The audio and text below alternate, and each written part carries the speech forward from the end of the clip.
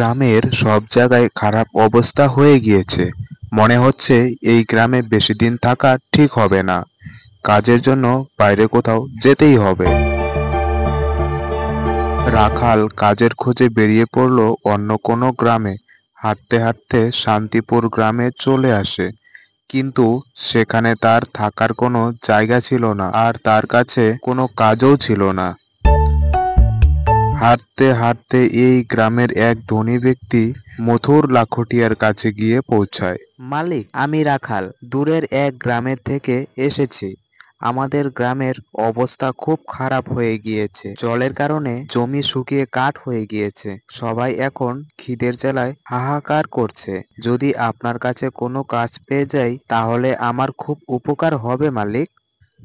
আরে, মনে হচ্ছে তোমার অবস্থা খুব খারাপ হয়ে গিয়েছে। ঠিক আছে, কিন্তু আমার কাছে একটি কাজ রয়েছে, তুমি কি সেটা করতে পারবে? আমার তো মনে হচ্ছে তুমি সেই কাজ করতে পারবে না।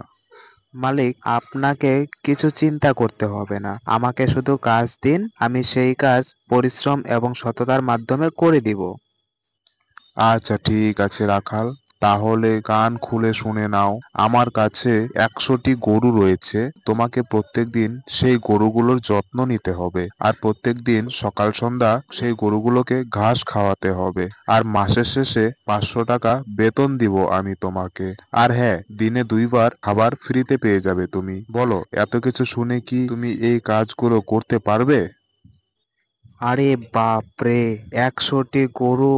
এইভাবে গোয়াল সামাল দেওয়া তো একদমই সহজ কাজ নয়। আর তাছাড়া এখন আমি তো কোনো কাজই পাচ্ছি না। আর এইদিকে মালিক দিনে 2 বার খাবার দিচ্ছে, সেটাও আবার ফ্রিতে। ঠিক আছে মালিক, আমি এই কাজগুলো করে দিব, কিন্তু আমার একটি আবদার আছে আপনার কাছে। হ্যাঁ রাখাল, বলো তোমার কি আবদার রয়েছে।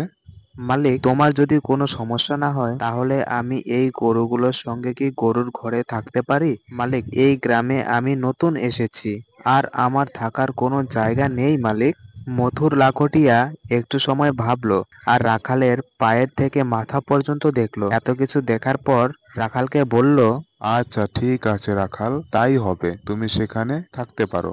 অনেক অনেক ধন্যবাদ মালিক আপনাকে।